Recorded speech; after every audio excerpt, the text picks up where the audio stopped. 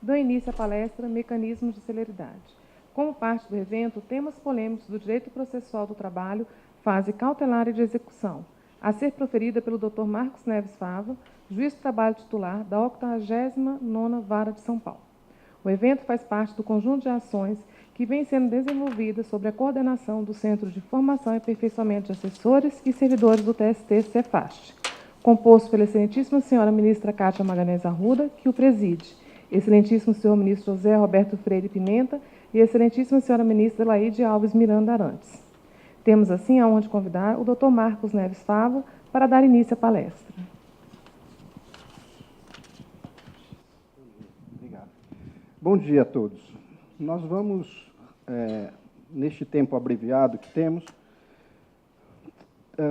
tratar de um desafio que é aproximar as palavras execução e celeridade. Elas são antagônicas, é como gente boa e corintiano. Elas não se aproximam, não casam, não combinam. A execução traz já embutido em si a ideia de morosidade, né, e não de celeridade. E aí, quando eu recebi este honroso convite para conversar com os senhores sobre esse assunto, quem me formulou diretamente foi a ministra Cátia, a sondagem sobre o tema que deveria ser abordado. Ela teve a preocupação de olhar da perspectiva de quem está aqui na terceira instância, julgando os recursos que chegam relacionados a essa matéria, possa compreender um pouco do que se faz na primeira instância, que é onde a gente faz a execução, né? E que isto coopere, de alguma maneira, com a construção dos seus julgamentos, da sua reflexão no trabalho da produção de votos.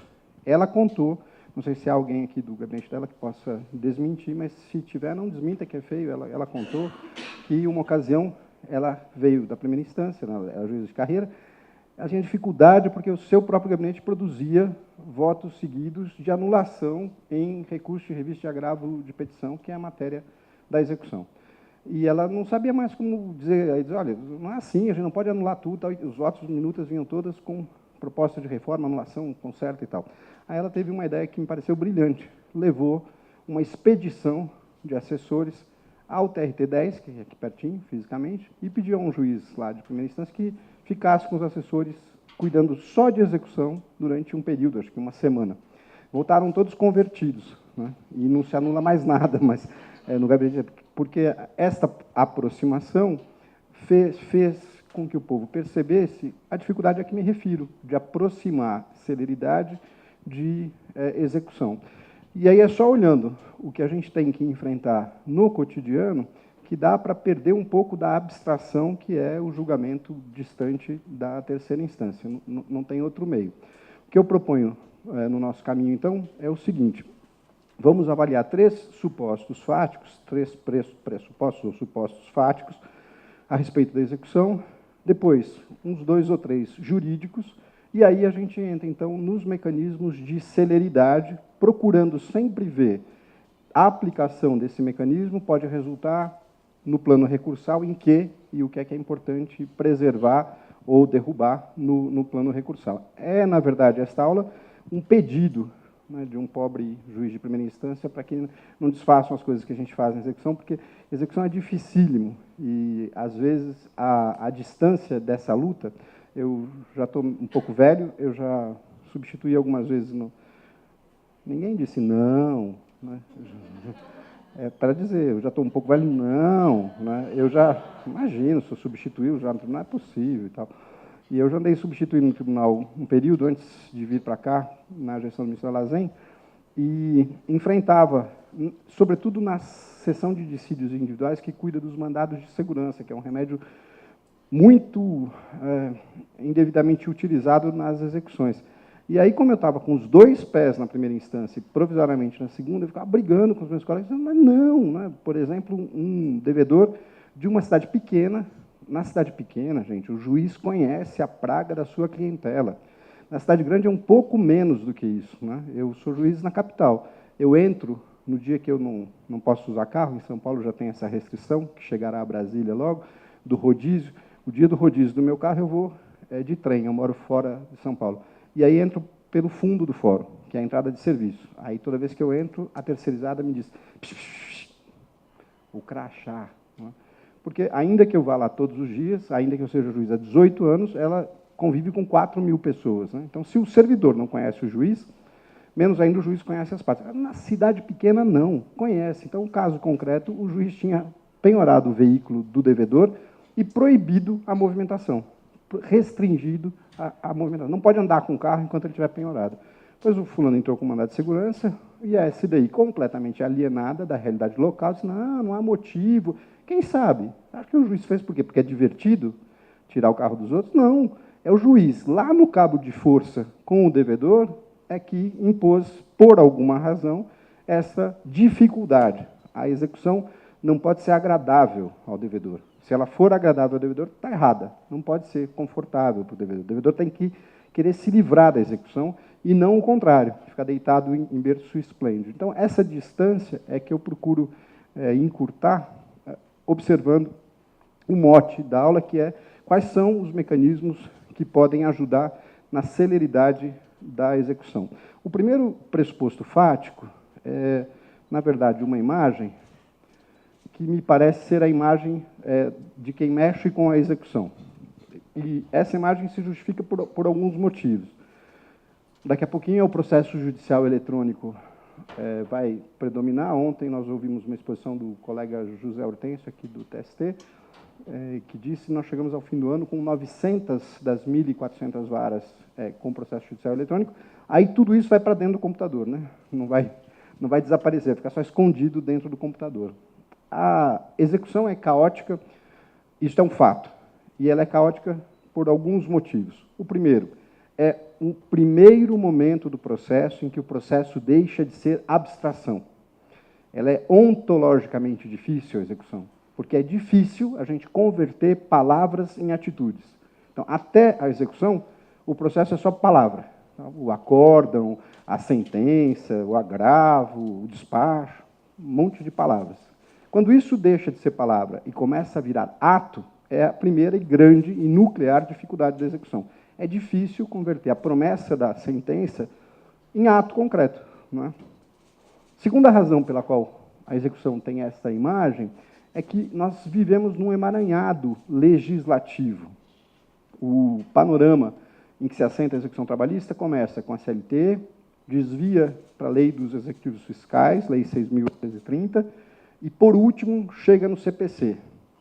E chegava no CPC feliz e contente, até que o CPC avançou em 2006, agora não chega mais no CPC, né? Breca na porta do CPC, não pode aplicar isso, não pode aplicar aquilo. Este emaranhado normativo provoca um emaranhado fático também. Ninguém sabe como recorrer, ninguém sabe como decidir a execução. E aí, então, o prédio do Rui Barbosa, onde eu trabalho em São Paulo, tem 90 varas. 60 dessas varas, infelizmente a minha não, tem 2 juízes. Então, a gente tem 120 mais 30, 150 códigos de execução trabalhista num prédio só. Cada juiz faz o que bem entende, porque a regra é supletória, então alguns aplicam integralmente o CPC, outros aplicam a Lei dos Executivos Fiscais, outros aplicam a CLT, tanto que havia um colega chamado Milton Catelli, para quem CPC era Código de Processo do Catelli. Ele fazia a lei conforme ele achava que devia fazer, emendava um artigo no outro e tal, ele, muito antigo na região, aposentou-se na primeira instância. Este é o segundo motivo fático. Quer dizer, primeiro é difícil converter palavra em ato. Depois, para converter, a gente atravessa uma floresta enorme de emaranhados legislativos. Por último, o problema estrutural. A gente não tem uma estrutura suficiente para responder à demanda da execução. Quem esconde o dinheiro, quem não paga a execução, tem uma estrutura magnífica para esconder-se da execução. E a gente que cobra o dinheiro não tem estrutura nenhuma. Eu cheguei a utilizar uma figura uma vez que era o juiz com uma varinha e um burrinho correndo atrás do dinheiro na internet, né, que fugia pela internet. Eu, no século XVI, quando comecei a adjudicar, vi uma cena que acho que é esclarecedora. A assistente do juiz que fazia os cálculos estava um processo volumoso, uma mesinha muito pequenininha, porque também isso, né? A licitação comprou errado a mesa era pequenininha, e ela com o processo, quase que não cabia o processo na mesa, e ela, munida de uma calculadorinha de bolso, sem bobina, né? Só a calculadora. Então, os cálculos do processo haviam sido feitos por um sistema de computador. Então, centenas de páginas de planilhas feitas pelo sistema. E ela conferia esses cálculos com uma calculadora de pilha e um lápis. Então, ela fazia 3 ou 4 somas, para não arriscar perder, copiava o resultado a lápis do lado, aí voltava, fazia mais 4 ou 5 somas. Ao cabo de um dia, ela tinha terminado uma página, né? Essa desproporção estrutural vigora entre nós, né? Em geral, a realidade da Justiça do Trabalho é que ela não dispõe de estrutura para responder à demanda da execução. Então, por essas 3 razões, fundamentalmente, a execução é um caos, e ela se apresenta como tal. Eu vou acrescentar só mais um elemento, se me permitem, que é o seguinte. Os tribunais, este aqui tem culpa no cartório, porque aqui é que fica o Conselho Superior da Justiça do Trabalho, não dão importância à execução, né? Se os tribunais querem avaliar um juiz para sua promoção, ou permitir a sua remoção, ou ver se pode estudar, licenciar-se para estudar, etc., ele vai avaliar, o tribunal, se as audiências estão em dia, então, se o prazo das audiências está sendo respeitado, não está muito dilatado, e se ele não tem sentenças atrasadas. É publicado no Diário Oficial, pode procurar em qualquer regional, a publicação de produtividade do juiz está lá, número de sentenças prolatadas, número de audiências realizadas. Cadê o número de processos resolvidos, em que o dinheiro foi para a mão do credor e acabou o processo? Não está em lugar nenhum, porque não interessa a ninguém. Então, a situação fica um pouco mais grave, porque também, embora alguns poucos juízes, né, a maioria, você sabe, é composta de anjos, mas alguns poucos são homens, né, e aí o homem tende a fazer o que lhe é menos pesado. Então, se eu estou lá juiz, com um lado ainda, um resquício de lado humano, maldoso, e olho para a corregedoria só quer saber que se eu faço sentença em dia e se eu faço audiência em dia, para que eu vou fazer execução? Né? Eu não faço execução. Em 2005, eu auxiliava as 90 varas da capital só em execução. Aí eu chorava, porque chegava em varas para auxiliar o colega, em que entre a distribuição e a sentença havia passado 3 meses, um pedacinho de tempo, 3 meses. 3 meses, o tribunal confirmou a sentença. Aí começa a execução definitiva. Embargos do devedor esperando o julgamento há 3 anos, 4 anos, 5 anos. Né? Porque como ninguém cobra, fica lá no armário esperando a parte se suicidar e aí não tem mais a que fazer a execução. O segundo dos supostos fáticos com que a gente tem que lidar é o problema das cobranças. O juiz, a justiça, né? Todos nós somos cobrados principalmente pela sociedade, eu diria principal e corretamente pela sociedade, e como resposta a essa cobrança da sociedade, nós somos exigidos pelos conselhos, pelas corregedorias, pelo arcebispo, pelo bispo e pelo padre, até chegar o juiz da vara que cobra os seus servidores. Então, há uma cadeia de cobranças, mais ou menos na metade da primeira década deste século para cá, a gente encontra isso traduzido nas metas. Então, as metas estão no fim da escada. São quase sempre inatingíveis e tornam uma importante conformação fática nesse estudo que a gente está fazendo. É preciso, então, compatibilizar o conteúdo jurídico daquilo que a gente vai optar por decidir na execução com a necessidade do atendimento das metas. Eu vou deixar bem claro, gente, para não parecer que eu sou contra elas, não. Acho que as metas se revelam um instrumento de prestar contas à sociedade. Portanto, é muito razoável que existam metas, né? O problema é ajustá-las à realidade de cada tribunal, de cada juiz, de cada setor, de cada segmento da justiça. Mas é necessário mesmo que a gente diga quanto faz e o que faz com um monte de dinheiro que a gente recebe do contribuinte. O terceiro e mais grave pressuposto fático que eu queria trazer para vocês nessa conversa introdutória diz respeito à importância da execução para a legitimação da justiça. A justiça é o principal poder da República, só que ela é o único que não é legitimado periodicamente pelas eleições. A gente entra aqui e não sai nunca mais. E aí não granjeia aprovação periódica, como granjeiam, como enfrentam os atores dos outros 2 poderes da República. Isso não pode ser diferente, me parece, né? Há alguns países que adotam sistemas eleitorais para a justiça e, até onde eu conheço, são situações bárbaras e muito ruins. Não pode ser diferente. Mas é preciso que a gente tenha um outro elemento de legitimação. E o outro elemento de legitimação é a efetividade.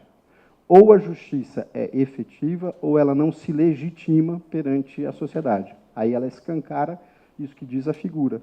A gente consegue ver claramente a injustiça. Então, a legitimação do judiciário, de todos nós, em qualquer instância, se dá pela efetividade. Não sendo efetiva a justiça, os desdobramentos para a democracia são tenebrosos. E aí a gente passa a ser inútil e o povo começa a funcionar ignorando a justiça, né? Tornando a justiça irrelevante, né?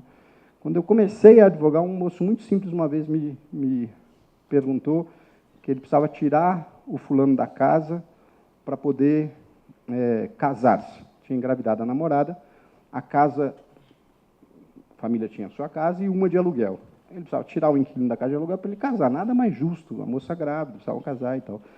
Era tempo anterior à lei das ordenações, né? Anterior a 92, era a lei do inquilinato anterior à lei de 92, portanto, os recursos em matéria de aluguel tinham efeito suspensivo.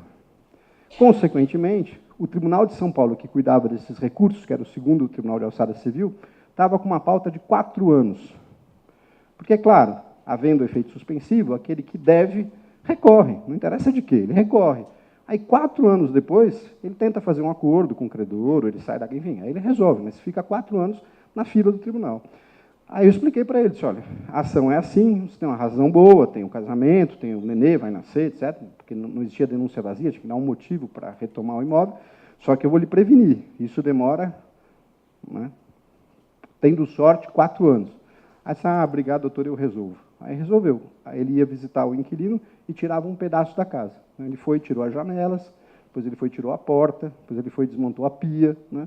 Aí, quando o inquilino não tinha mais onde ficar, e saiu da casa espontaneamente. Então, em 15 dias ou 20 dias, ele resolveu o que o judiciário não resolveria para ele em 4 anos. Isto torna o judiciário aliado da realidade, né? Alienado da realidade. Já acontece isso em algumas matérias. As grandes discussões econômicas, os grandes cumprimentos de contratos comerciais, não passam mais pelo judiciário. Resolvem-se nos escritórios de arbitragem privada. Por quê? Porque é rápido. Né? Tende a ser tecnicamente melhor, talvez, dizem alguns, mas substancialmente é rápido. Imagine a Gol brigando com a Shell por conta de fornecimento de gasolina para avião, de combustível aeronáutico. Dá para a Gol ou para a Shell esperarem o agravo de instrumento em recurso extraordinário que vai chegar no Supremo para reconhecimento da repercussão geral desse assunto? Não, não dá.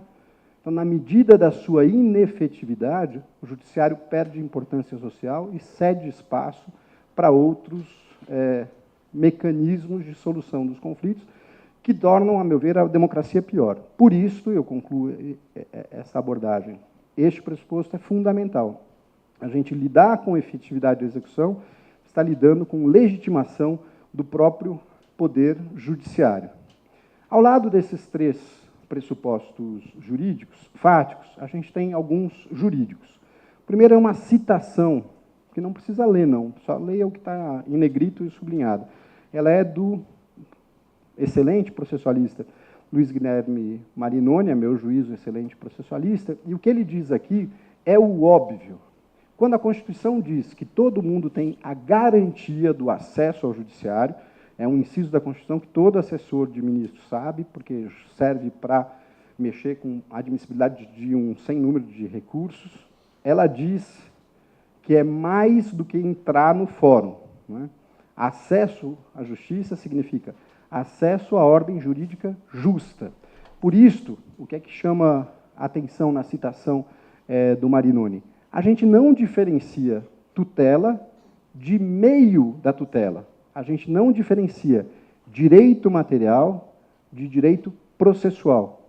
Eu não posso dizer para o cliente da justiça, para o destinatário da justiça, olha, você até tem um direito material aqui, mas eu lamento, o processo não consegue lhe entregar esse direito material. Segundo a perspectiva adotada pelo processualista, e isto seria denegação do princípio de acesso à justiça. Não posso dizer, olha, você tem toda a razão, mas sinto muito, o processo não deixa você chegar ao seu direito. É o mesmo direito, né? A equivalência entre o meio executivo e a própria tutela. Por isso, gente, é que alguns códigos, o nosso Código Civil, sobretudo, a Lei da Ação Civil Pública, que está em gestação, passou do ponto já, né, mas está quase nascendo aí no Congresso Nacional, a nova Lei da Ação Civil Pública, e alguns outros diplomas têm dado ao juiz o desenho do processo. Ao invés de dizer assim, eu tenho o rito ordinário, eu tenho o rito sumário, eu tenho o rito da consignação em pagamento. Não, eu tenho o direito material tutelado e o juiz anuncia para as partes, olha, para tutelar esse direito, o processo vai ser o seguinte, o prazo de defesa é este, o prazo da réplica é aquele, vai ter testemunha, não vai ter testemunha, está encerrado e eu julgo. O juiz cria o processo porque é ele que vai poder aquilatar qual é a ferramenta útil para entregar a tutela efetivamente. Em alguma medida, a gente já faz isso nos processos de primeira instância num grau muito pequenininho. E aí, não sei se é da sua experiência, mas ampliando a competência da Justiça ao Trabalho, vieram algumas ações, como, por exemplo, aquelas que envolvem servidores concursados mais pelo regime da CLT e o Estado. O Estado não pode se conciliar com o servidor que está reclamando lá uma diferença de qualquer coisa. Para que a gente faça uma audiência una, com a presença do procurador, o representante da Fazenda, alguns juízes queriam os dois, um representante da Fazenda e o outro o procurador, não sabe para quê, e aí, formalmente, eles respondem a pergunta como se fosse o direito romano, né? Não há acordo. Aí empurra a defesa solenemente para o outro lado da mesa e está encerrada a audiência una. Para quê? Porque está escrito na CLT 840 que a audiência é assim, una, entrega a defesa, faz o acordo. Não, né? O juiz adapta o modelo conforme a tutela que ele vai obter, e aí, com uma celeridade muito maior, essa defesa vai ser entregue em secretaria, no prazo lá de 20 dias que a Fazenda tem, e dentro de um mês o processo está julgado sem depender da fila da pauta. É admissível, e eu diria mais, é indispensável que a gente não perca de vista que, quando se faz uma opção processual, você está, na verdade, vinculado à efetividade da entrega do direito material correspondente. O que é, então, tutela efetiva? Tutela efetiva responde por 3 dimensões. A primeira, mais moderna delas, é especificidade. A gente viveu uma dúzia de séculos aí, convertendo tudo em indenização. Então, não dá certo esse direito, indeniza. Não deu para pegar a casa, indeniza. Machucou, indeniza. Não é? Rompeu o contrato, indeniza. Ofendeu, indeniza. Nós estamos na era da tutela específica. Eu perdi um anel, me devolvo o anel. Eu quis dinheiro, me devolva dinheiro. Eu quis o meu emprego de volta, me reintegre no trabalho. A tutela tende a ser, para ser efetiva, específica.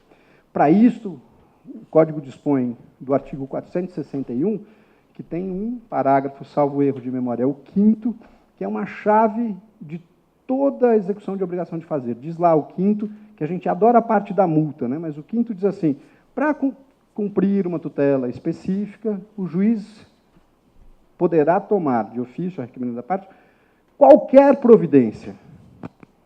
Como, por exemplo, a multa, né? Aí a gente fica com a multa, que é a mais usada, a mais comum e tal. Qualquer providência que na criatividade do juiz seja útil para o cumprimento daquela obrigação de fazer, a lei autoriza. E aí a gente já chegou, ainda que antes da hora, em algo que bata aqui depois nos seus recursos. Você pode o juiz inventar? Está escrito qualquer providência. Eliane, que vem a ser a juíza mais bonita de São Paulo, com quem acidentalmente eu me casei, ela uma vez usou o jornal local. A reparação de imagem, a empresa havia demitido o empregado sob suspeita de desvio e tal.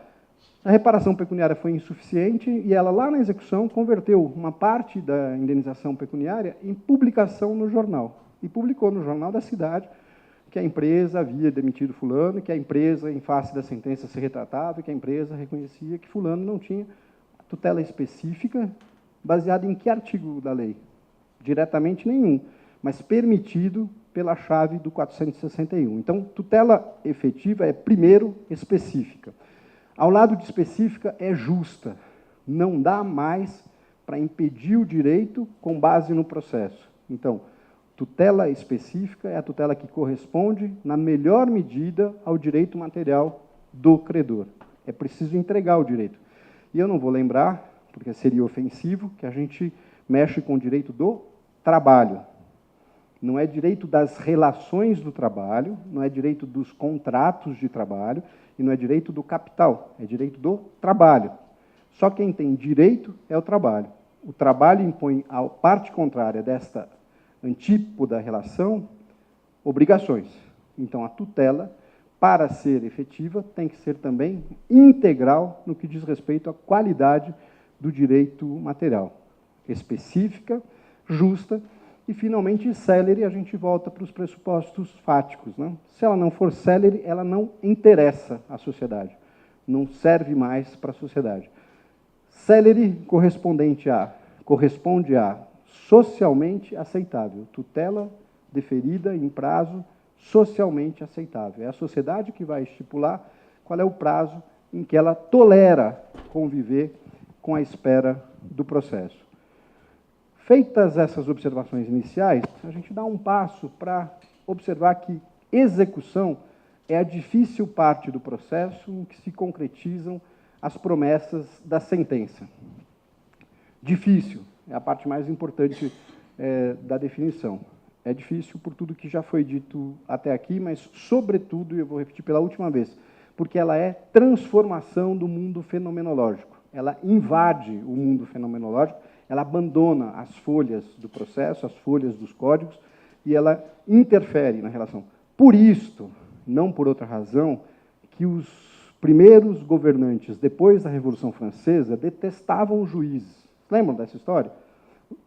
Da época em que o juiz era o boca da lei? Por que o juiz era o boca da lei e não podia ser a mão da lei? Para o juiz não se meter, para o juiz só ficar dizendo, só ficar na abstração do discurso. E quando o juiz interfere na realidade, é perigoso para quem está lá. Claro que na Revolução Francesa havia uma justificativa histórica. Os juízes que continuaram juízes depois da Revolução Francesa eram juízes comprometidos com a corrupção do antigo regime. Os juízes que haviam comprado os seus cargos, haviam sido beneficiados por favores do rei, etc., continuavam juízes. Então, os parlamentares do novo regime desconfiavam dos juízes e, portanto, durante muito tempo, o juiz só podia dizer o direito.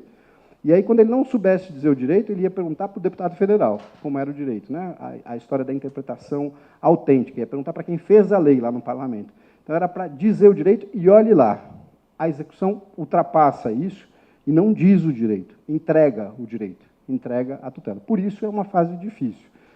Até a aprovação da sentença, até o trânsito em julgado da sentença, a gente tem, abstratamente, dois atores iguais no processo, um postulante e um postulado, um requerente, um requerido, um autor, um réu, ou, na nossa nomenclatura mais comum, um reclamante e um reclamado. Passada a fase de conhecimento, nós não temos mais dois iguais, a gente tem um credor e um condenado. É diferente, não é igual, e é para tratar diferente. Sim, mas o coitado do condenado não tem direito? Ah, tem direito a escolher a última refeição, a fumar o último cigarro, a chamar o padre. Acabou. O resto dos direitos ele já exerceu na fase anterior, que é a fase de conhecimento, de forma larga, gente. Observe o que acontece. Nós lidamos, e aí vamos fazer um parênteses aqui só entre nós, com o melhor ramo do judiciário. A gente resolve os processos com muito mais celeridade que qualquer um dos outros ramos do judiciário. Dá até vergonha comparar, não é? Ainda assim, a gente faz alguém esperar 4 anos para receber saldo de salário, porque trabalhou até ontem e foi demitido e não recebeu o dinheiro de ontem, que servia para pagar o aluguel de hoje, e você diz para ele, calma, que daqui a 4 anos vai ser denegado o seguimento ao agravo de instrumento no recurso extraordinário, e aí você recebe o seu salário. Não é admissível. Nesta fase, o juiz... eu me lembrei agora, o ministro aposentado, o ministro Ronaldo Leal, havia sido magistrado por mais de 40 anos quando chegou a corregedor do tribunal. Isso ele contou publicamente mais de uma vez. E aí, fazendo correições por aí, que é um ótimo exercício para quem já está afastado da primeira instância há muito tempo, ele entrava em contato com aquela massa disforme chamada povo, né? Numa das correições, o fato que o deixou muito impressionado, na Bahia, eram tantos os trabalhadores que queriam falar com o corregedor, que eles foram organizados num colégio, em salas temáticas. Você quer reclamar aqui de corrupção, aqui de atraso do processo, aqui de advogado, punha a plaquinha e os trabalhadores iam para a sala de aula, 50, 60, 100 em cada uma, para esperar o corregedor e conversar com o corregedor. E aí ele se deu conta, felizmente, da barbaridade que era o grande número de reclamações relacionadas à falta de efetividade da execução. Nessa época, ele propôs por escrito, um pequeno artigo, a analogia com a prisão do devedor alimentar para autorizar a prisão do devedor trabalhista. Lembra-se, a Constituição permite a prisão civil só na hipótese de dívida alimentar. E aí ele fazia um paralelo, a dívida trabalhista é alimentar, quem não paga a dívida alimentar pode prender. Impulsionado por isso, um colega da doutora Adriana andou divulgando isso lá em Minas Gerais, chamado Zé Eduardo Chaves de Rezende Júnior, e outros copiaram, e alguns, coitados de uns prepostos, foram para a cadeia uns dias, assim, porque o povo prendeu.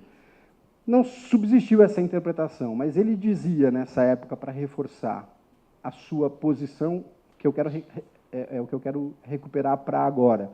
Na fase de conhecimento, o réu merece urbanidade do juiz e devido processo legal. Na fase de execução, só urbanidade, né? É óbvio que é metafórico, mas o que ele está querendo dizer é mitiga-se, na fase de execução, o devido processo legal. É mínimo, a garantia de defesa é mínima. E aí há uma confissão muito interessante.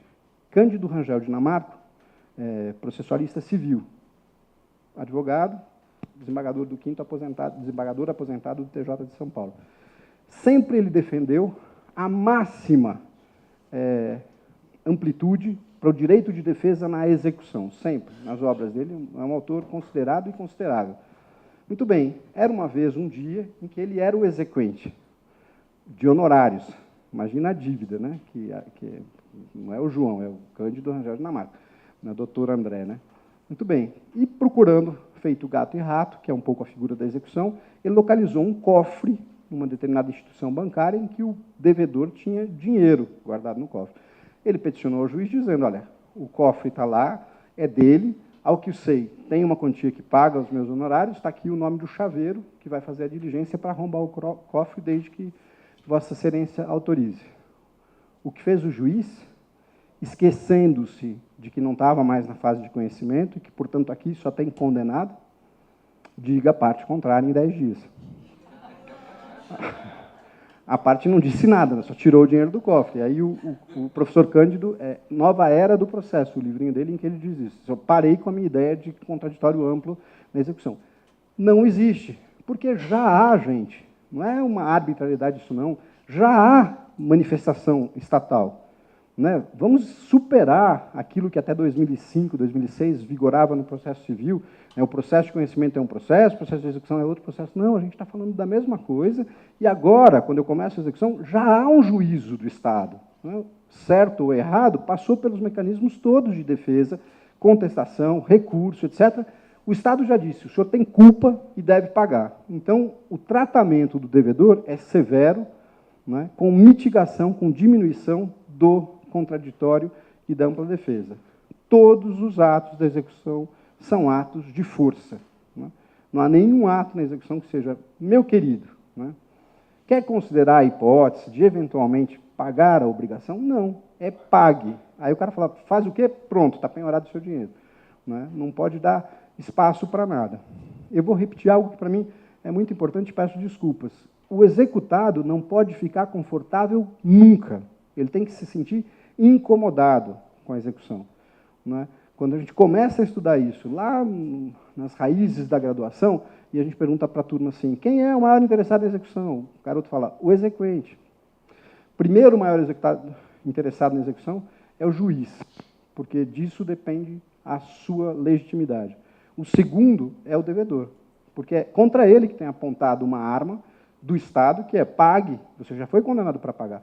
Por último, é o exequente que vai ficar com o resultado positivo da execução. Né? Com esse fundamento, por exemplo, eu exijo nas minhas execuções que o reclamado apresente contas de liquidação. Se a sentença não é líquida, O reclamado apresenta. Ele é o interessado em fazer isso? Ele apresenta as contas. E eu não tenho ouvido não apresento. Apresento sim, claro, sou interessado em cumprir rapidamente o título judicial. Este é o panorama. Fica mais particular e peculiar na Justiça do Trabalho por dois fatos derradeiros. Primeiro, a dívida é sempre, ou quase sempre, estritamente alimentar. A gente mexe com alguns processos de maior monta, mas a origem dos créditos que a gente executa é dívida de alimentos, dívida de subsistência.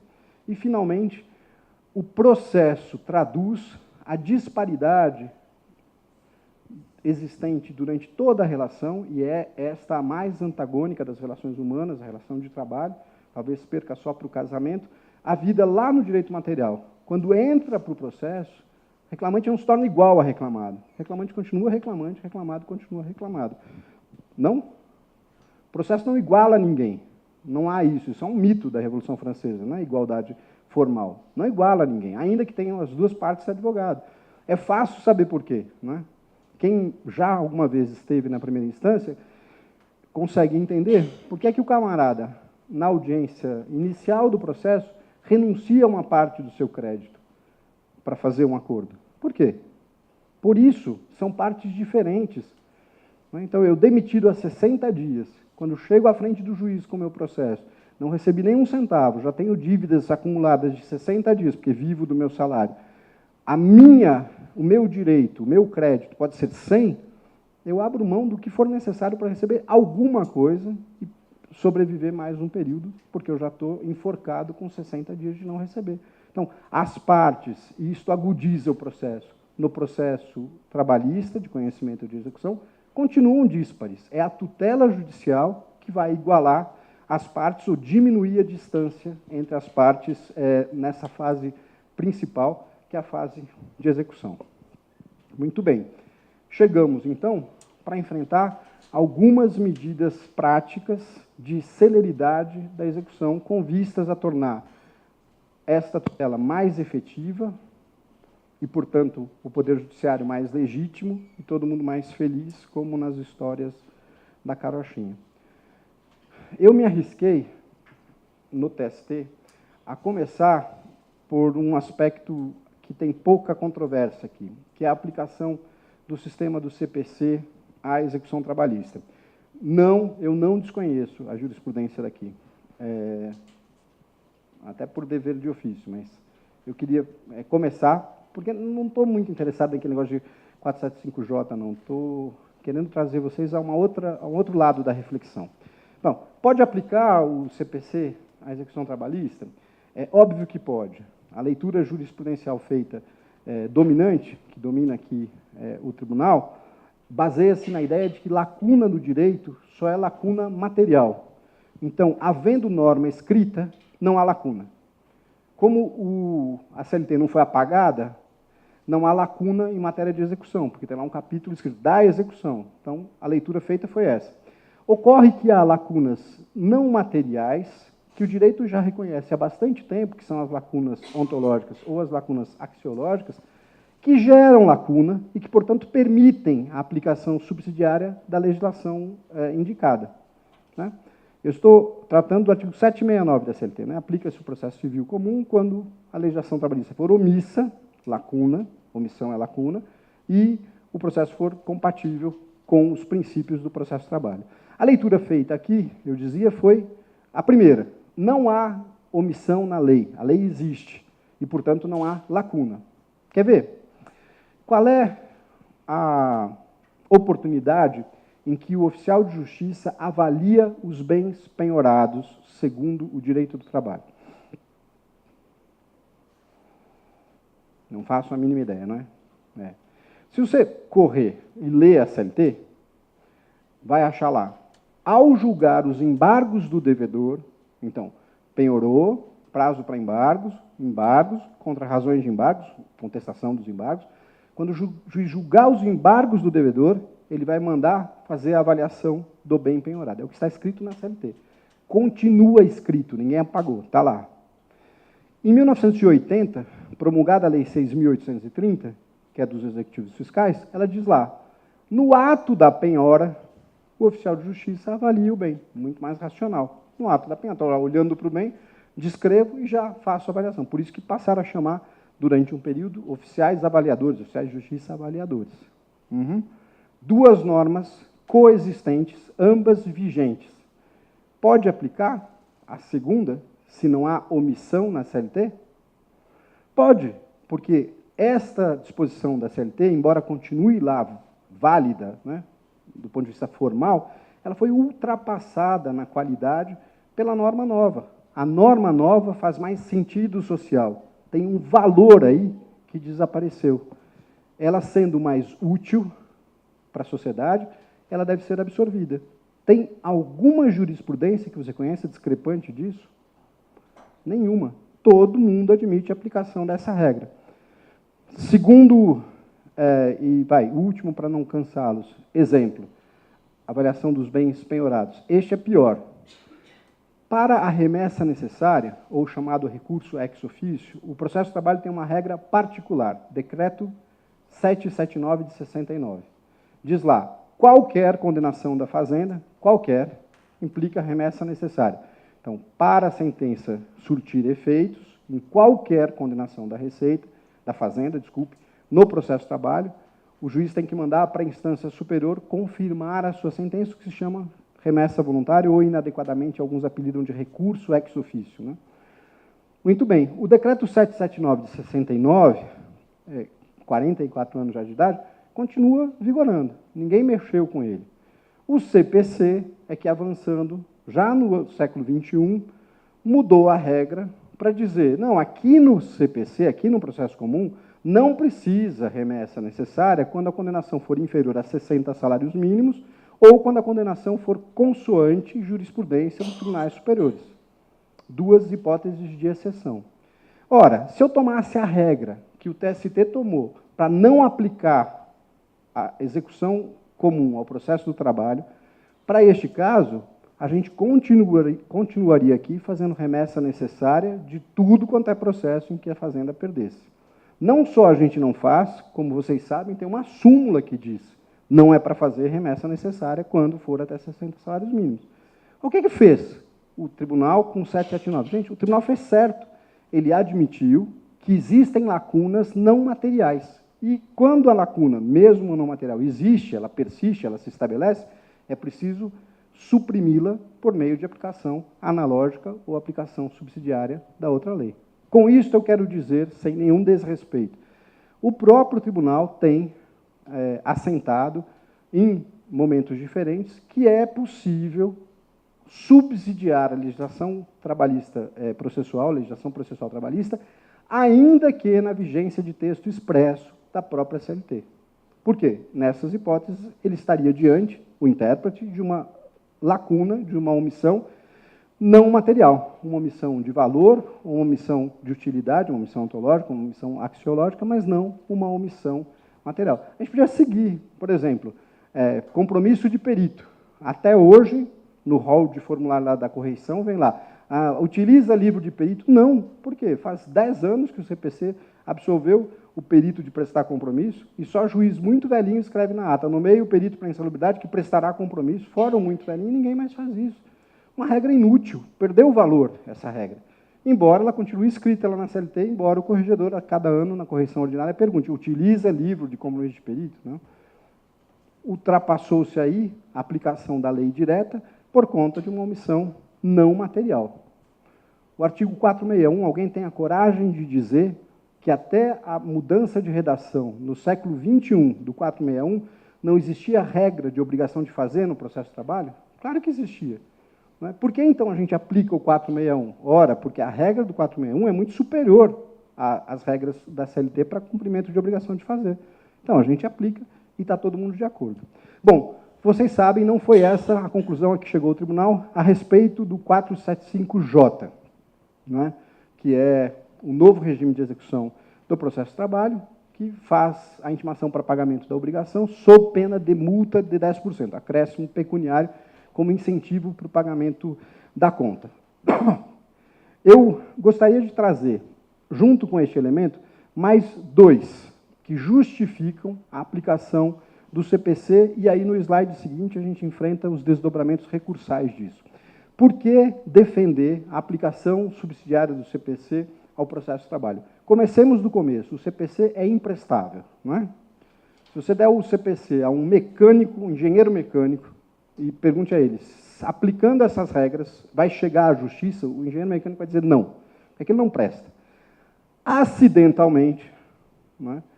Acidentalmente, em 2006, a regra da execução mudou, a grande modificação foi eles chegarem à conclusão de que o processo de execução é um desdobramento do processo de conhecimento. Viva, né? Depois de 15 séculos que a gente já fazia isso, eles inventaram a tal da sentença. Bom, deixa para lá, né? Eles descobriram que não precisa citar de novo o réu para começar a execução. Olha, que grande avanço. A sentença não é mais o ato pelo qual o juiz põe fim ao processo, que, na verdade, é o ato pelo qual o juiz começa o processo, a sentença, estava escrito lá no CPC, põe fim. Com essas modificações de 2005 e 2006, surgiu o regime do 475A até Q, ou P, ou Q lá, as letras todas. Deste regime, o que primeiro apareceu aqui foi a intimação na forma do 475J, que tem dois aspectos. O primeiro é a multa, que é bem convincente, né? Atualmente, 10% de acréscimo é um valor que o devedor pondera, né? Se ele vai enfrentar ou se não vai enfrentar. Então, é uma multa que tem um caráter de convencimento agudo. Mas ela tem uma outra faceta muito mais interessante, que é a intimação do devedor na pessoa de seu advogado constituído. Eu não sei se é muito diferente nos outros regionais, mas no regional em que eu trabalho, se o réu, o executado, ficar na porta do estabelecimento com um crachá, eu sou o executado, esperando o oficial de justiça, a sua citação para a execução se dará, em média, em 45 dias. Se ele não usar o crachá, ou se ele não ficar na calçada, ou pior, se ele se esconder, aí não tem previsão. Se o réu estiver no endereço certo, a pessoa responsável estiver lá aguardando, o prazo médio de cumprimento de uma diligência de citação para execução por oficial de justiça em São Paulo é de 45 dias. Nós temos 247 oficiais de justiça para 90 varas na capital. Então, eles se organizam por CEP, né? A cidade é setorizada, eles vão a cada 15 dias ao fórum retirar os mandados, devolver os outros. Então, com esse ritmo, em média, 45 dias para citação. Quantos dias demora para citar na forma do 475J? F2, 2 dias depois está citado. É diário oficial, ninguém segura o dedo do juiz, né? Aperta o botão, aí está publicado, pronto, começou o prazo, o jogo, desculpe, o jogo começou para valer, está intimado para fazer o pagamento. Então, a multa, desculpe, é de somenos. O que importa é a intimação por meio do advogado constituído nos autos. Segunda grande vantagem de aplicar este sistema do CPC. Na mesma modificação legislativa, o CPC criou um rol de mecanismos de expropriação. Este tema não chegou à terceira instância ainda de forma incisiva e incidente. Vocês sabem, o único mecanismo que o processo de trabalho tem para expropriação de bens vem a ser a asta pública, que é o antônimo de licitação, né? A licitação, todos sabem, é a pior forma de comprar mais caro qualquer coisa, né? E a asta pública é a pior forma de vender mais barato qualquer coisa. A asta pública tem interferência dos grupos de arrematantes oficiais, né? Interferência do próprio devedor, que fica lá supervisionando, se aparece um lanço, ele mesmo lança, ou põe uma testa de ferro, um laranja, para lançar, fazer o lance e não perder o bem.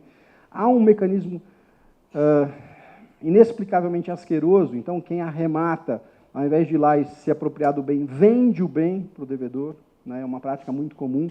Então, daqui a pouco, esse mesmo bem está de novo em nome do devedor e de novo vai à asta. A asta tem editais, chatos, a asta tem prazos de intimação dos envolvidos, né? A asta é o menos eficiente de todos os mecanismos de expropriação. O artigo 647 do CPC, que, embora esteja no capítulo da execução extrajudicial, é aplicável à execução judicial por expressa remissão do 475, ele diz assim: para expropriar, para tirar bens do devedor e passar para o credor, eu tenho algumas alternativas. A primeira, menos dolorosa e mais rápida. Quer o bem? Aí o exequente diz: quero, acabou-se. Né? Tá para o resto da vida. Então, não tem edital, não tem praça, não tem ouvir o outro, está penhorado, está penhorado. Adjudicação direta pelo valor da avaliação, Se o crédito for igual, ótimo. Se for superior, prossegue. Se for inferior, suplementa, né? O próprio credor vai lá, o próprio exequente se apropria do bem. Então, penhora-se ali um BMW do patrão. A pergunta é, quer o BMW? Sim, terminou a execução. Resposta alternativa, olha, eu não sei dirigir, então não dá para eu querer o BMW. Mas eu tenho um cunhado que sabe, né? A venda direta por indicação do credor é outra modalidade. Então, o próprio exequente traz para o processo um terceiro que está interessado em comprar aquele bem, ele indica, compra e vendeu de novo. Não tem edital, não tem ata, não tem praça, não tem diário oficial, não tem intimação, e vende o bem e está encerrada a execução. Segue o 647. O juiz pode nomear peritos que o assistam nessa tarefa. Corretor de imóveis, né? Vendedor de equipamentos. Então, a gente costuma penhorar em construtoras equipamentos de construção civil. Há um mercado de aluguel de equipamentos para construção civil estabelecido. É um ramo econômico importante nas cidades maiores, nas cidades em que há grandes obras. Em vez do juiz levar à praça a betoneira, o guincho, a asta pública e toda aquela formalidade que vai acabar lançando o preço lá embaixo, ele contrata uma dessas empresas, entrega os bens para ela e ela aluga os equipamentos, gerando renda para a execução. A outra forma é essa, usufruto. Olha, penhoramos a casa de praia do patrão. Você quer? Não, não quero, não gosto de ir à praia, diz o trabalhador, né? Tem um cunhado que quer? Também não tenho. Cunhado, para mim, não é parente. Pronto, não quero a casa do patrão. Bom, então, vai ter que levar a asta pública. Não, a asta pública vai baixar o preço, vai prejudicar o credor. Vamos fazer o seguinte, é casa de praia. Nomeia um corretor de imóveis que vai alugar a casa nos feriados, nas férias, na época de festa, e a casa, enquanto isso, não volta para o devedor, até que o usufruto daquele bem penhorado supra o valor integral da execução. Então, vê, descortina-se um universo enorme de possibilidades para tornar mais efetiva a fase de expropriação no processo do trabalho, quando a gente aplica a regra do CPC. Último aspecto, né, porque é muito ampla a reforma, eu queria só indicar os três. O último está no 475-O, que diz: a execução de sentença provisória, vamos corrigir, né, a locução que se diz normalmente é execução provisória de sentença. A execução nunca é provisória, ela é sempre definitiva. O que é provisório é o título. Então, execução de sentença provisória, diz o 475-O. Nela, regra geral, não pode haver liberação de dinheiro. Exceção, mediante caução, pode haver liberação de dinheiro. Antes da época própria, pode haver, mediante caução. Exceção da exceção, dívida alimentar até 60 salários mínimos, ou alimentar ou decorrente da prática de ato ilícito, indenizatório, né, que é a nossa matéria preponderante. Ou qualquer dívida em que penda apenas agravo de instrumento na terceira instância, pode liberar sem caução. Pode liberar nua, né, sem caução, a penhora. Primeira regra, então, não libera, porque é a execução de sentença provisória. Primeira exceção, mediante caução, pode liberar. Exceção segunda, se for dívida alimentar ou indenizatória, decorrente de ato ilícito, até 60 salários mínimos, a ideia é, o credor desse tipo de dívida não pode esperar a vida inteira, porque subsiste dela. Então, até 60, que é um valor razoável, libera e torna-se execução de sentença definitiva. Ou qualquer execução, mas que penda só de agravo de instrumento em terceira instância, o código diz, junto ao STJ ou STF, pode liberar o valor também, independente de caução, se o devedor, se o credor alegar que não tem condição de fazer a caução. O tribunal já se manifestou na mesma linha do 475-J, dizendo que não há omissão na CLT e, portanto, isso é inaplicável ao processo do trabalho. Fica a indicação para reflexão que há uma omissão, né? A gente não tem uma exceção. A nossa execução é a mais sensível, porque lida diretamente com a subsistência do homem, da sua família, do trabalhador e seu familiar, e não tem uma regra de aceleração, de apressamento dessa antecipação da fase definitiva do cumprimento da sentença. Tivemos a guerra dos precatórios, né? Acompanharam aqui o tal do precatório humanitário. Ele revela a mesma discussão, o precatório humanitário.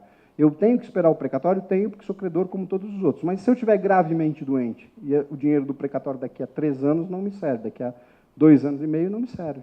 Então, a Justiça diz, bom, neste caso aqui, diante da necessidade humanitária de sobrevivência, eu vou antecipar um percentual do precatório e obrigar a Fazenda a pagar o precatório agora. A mesma ideia, não é para virar brincadeira e qualquer processo, eu quero os meus 60. Não, em face de necessidade, dívida alimentar, antecipa. Até porque, e aí então a senhora já fala, eu vou me meter em área que não conheço, mas eu tenho uma amiga na vice-presidência que me disse isso. A espera para definição da passagem dos processos daqui para o Supremo, hoje e recentemente, é aguda. Né? O regime de repercussão geral, que traz inúmeros benefícios para a celeridade, para a estabilidade das decisões do Supremo, ele impõe às partes uma espera intensa, pelo menos. Falando de dívida alimentar, dá para você dizer para o fulano lá embaixo, você tem 10 salários mínimos para receber, espera mais um pouquinho só, que dentro de 4 ou 5 anos, né, o Supremo vai dizer se seu caso tem repercussão geral, e aí então vai entrar na pauta, né, para fazer voto, etc. Então, não tem sentido. Era preciso abrir a perspectiva de que, lamento, todas as vênias, não há legislação trabalhista sobre esse tema. A legislação trabalhista sobre esse tema diz assim, a execução provisória para na penhora e ignora qualquer tipo de exceção. Por isso, a norma vem a suplementar e dizer, tá bom, para na penhora, estou de acordo, 475J começa assim, o O começa assim, desculpe, 475O, começa assim, em execução de sentença provisória, não se libera dinheiro, igualzinho a CLT. But, né, se for alimentar, aí abre as exceções. Pois não? Essas reformas que estão em andamento, tem previsão para que seja incluída essa celeridade?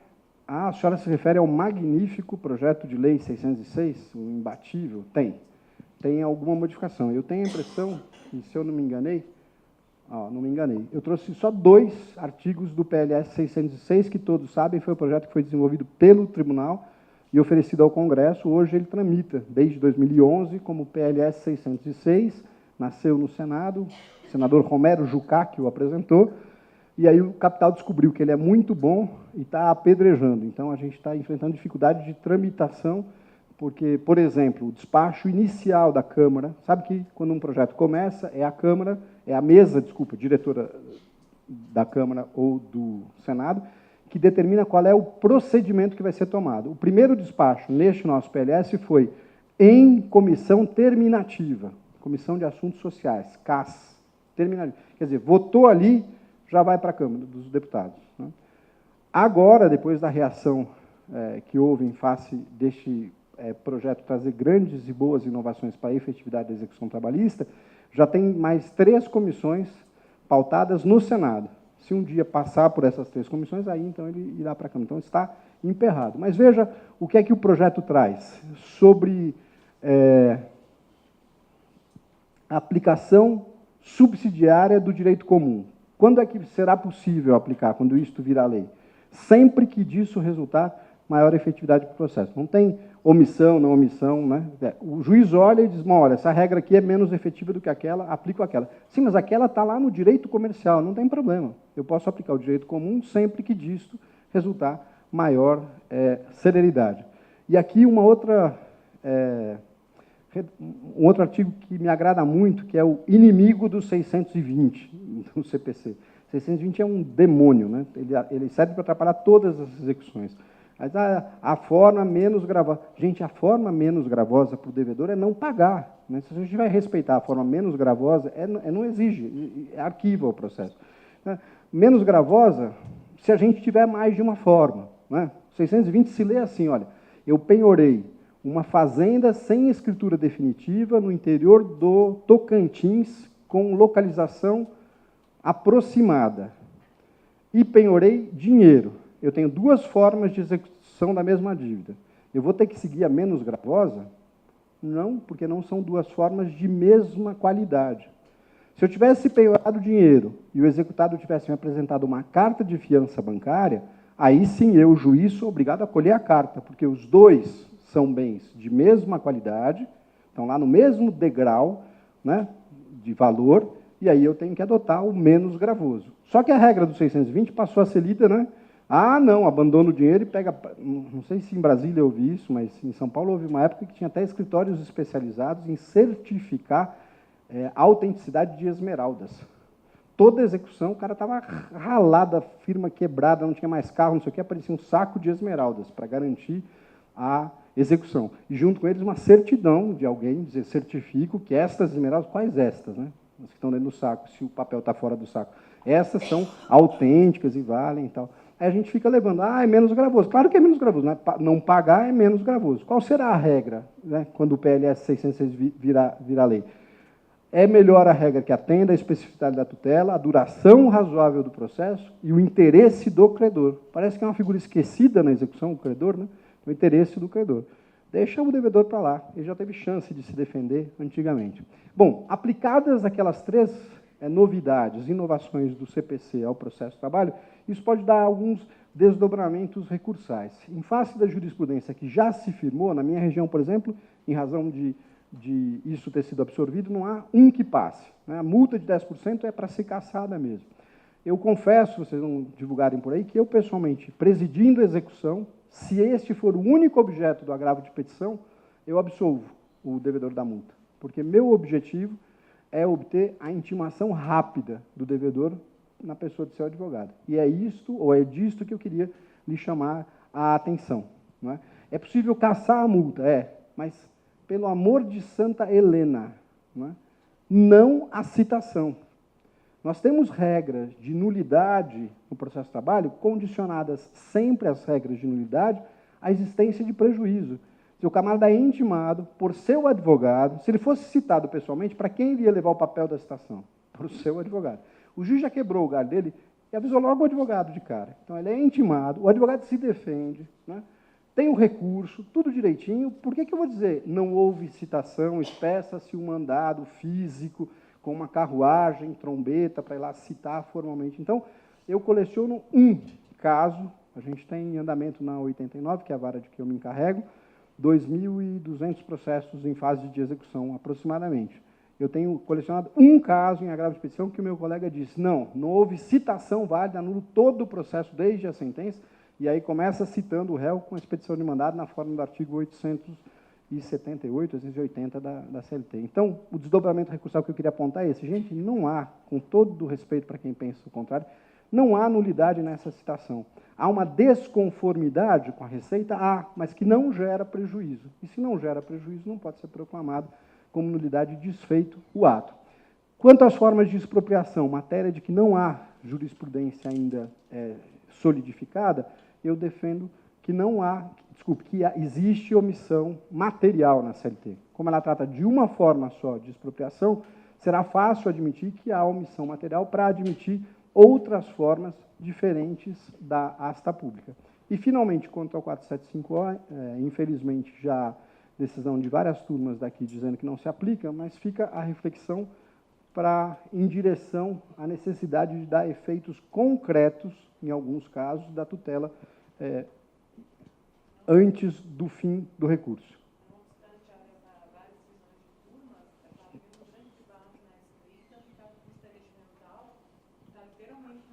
Meio a meio, né? Então, mas ótimo. Definir definitivamente. Definido. É lá que vale. Legal, ótima notícia. Então, embora tenha uma decisão, só não consigo lembrar da lista Petuzzi da STI, mas agora, nesse momento, estão em debate outra vez. Legal. É excelente. Me parece que se há alguma razão de existir o 475-O lá, vamos fazer um parênteses só para debater em razão da sua pergunta. O ministro Dall'Azen, quando defendeu o PLS 606, não traz a regra do agravo de instrumento, porque a peculiaridade do nosso processo não permite. Na justiça comum, o percentual de decisões que são alteradas, o percentual de decisões que são alteradas por agravo de instrumento é ínfimo, é muito pequenininho. Aqui não, por conta de uma peculiaridade nossa mesmo, né, que é o destrancamento, quer dizer, o primeiro juízo de admissibilidade feito lá não é, em geral, ou não é muitas vezes feito de acordo com a jurisprudência daqui. Então, isso gera, estatisticamente, o provimento de muitos agravos de instrumento aqui no TST. Por isso, a gente não vai ter regra semelhante no PLS 606. Mas tem a dos 60 salários mínimos, o que confirma, meu juízo, que o tribunal concorda com a ideia de que há algumas execuções que não podem esperar o último suspiro da Corsa no último recurso possível e tem logo que liberar dinheiro. Eu tenho feito uma traquinagem, embora não tenha mais idade para isso, que é a antecipação da venda de bens. Isso se chama trapaceando como o devedor.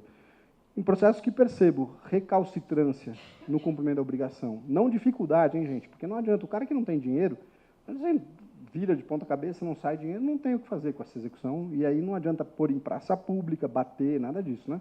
Surrar com vara, nada disso. Mas o camarada que tem, está funcionando, tem os seus carros, está tudo funcionando direitinho, não paga, não paga, não paga, não paga, eu tenho promovido a venda antecipada de veículos automotores. O Código permite que o juiz venda antecipadamente bens penhorados, quando o bem penhorado, duas são as hipóteses, né? Perecer, correr risco de perecimento, ou risco de desvalorização. Então, alguma coisa que se venda por ciclo, está na época da venda, se o juiz perder agora, depois baixa o preço. São as duas hipóteses do próprio CPC. Pois eu nunca vendi nenhum, eu só despacho, né? Encaminhe-se o carro, a gente tem uma central de astas públicas em São Paulo, para a asta pública com os documentos que vou vender antecipadamente. Em 100% dos casos, aparece o devedor e faz alguma coisa com o processo. Às vezes paga, é a maioria, ou então procura o credor e faz um acordo para salvar o carro dele da expropriação, mas nessa altura tem, de um lado, agravo de instrumento no recurso ordinário, que não subiu, no outro, agravo de petição, instantaneamente desaparece todo o direito. O cara não quer nem saber de discutir qualquer um dos seus inúmeros remédios, né? Desiste do mandado de segurança, etc., porque a execução vai se tornar efetiva. Aí isto impulsiona o pagamento. Liberação de dinheiro se dá na mesma medida. A ameaça da liberação de dinheiro incomoda o devedor, ele se dirige, se ele tiver condições, ao cumprimento da obrigação. A etiqueta que a gente usava antigamente, quando entrava dinheiro nos autos, era libere-se. Aí depois que eu ganhei 55 mil mandados de segurança quando se libere-se, porque não era libere-se agora, né? Era libere-se oportunamente, libere-se em termos, libere-se depois do julgamento dos embargos, né? Mas a gente só punha libere-se. Aí ficava desesperado, como libere-se, meu dinheiro vai sair? Não pode sair o dinheiro, isso aqui é um joguinho, não é realidade, né? É só papel, calma, não vai mexer com o meu dinheiro, né? Esta é a visão do devedor que fica confortável. Ele precisa se sentir desconfortável, incomodado, porque aí ele faz o cumprimento da obrigação. Termino este parêntese com uma observação. É só aqui, não é? Pergunte para o jurista sueco se a fase de execução do cumprimento de sentença existe no processo alemão, sueco. Não existe. Não existe como. Você explica para um estrangeiro, olha, aqui, depois que exerceu todo o direito de defesa, a sentença de transição em julgado, o credor não paga. O cara pergunta, não paga? Não paga. Mas como não paga? Não paga. É uma peculiaridade, é como a jabuticaba, né, o Flamengo, é só no Brasil. Não paga. Mas simplesmente não paga. E quando é o Estado? Não, o Estado também não paga. Né? Não tem execução forçada, sequestro de bens do Estado para pagar a dívida, então o Estado não paga, não cumpre, né? Que é assunto para um outro encontro nosso, provavelmente. Vamos seguir? A outra forma de acelerar a execução é tomar ampliativamente a regra do 878 da CLT. Aí não precisa de aplicação subsidiária, nem precisa de lei para modificar a execução.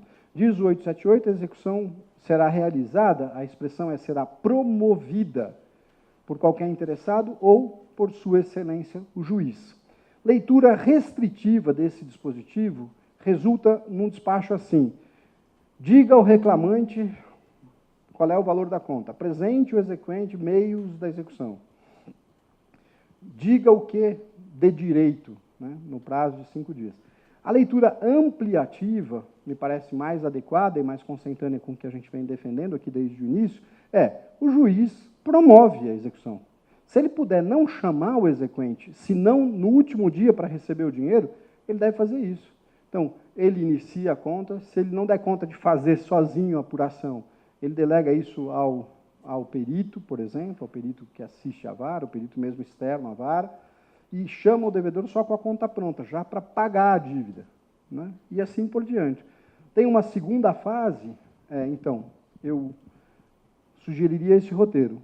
O que implica executar de ofício? Não só iniciar a execução, mas promover todos os atos da execução. Desde a liquidação, que deve ser realizada de ofício, se já não foi realizada quando da ocasião da sentença, que seria a situação ideal, deve ser feita de ofício e, na medida do possível, sem contraditório. Na minha prática judiciária, que eu queria lembrá-los de que isso não é ilegal, não estou defendendo o que eu faço, mas não é ilegal porque o 879 permite. Eu já lhes disse, eu chamo o réu e digo, meu amigo réu, como você é o maior interessado em pagar logo a sua conta, me apresente a conta.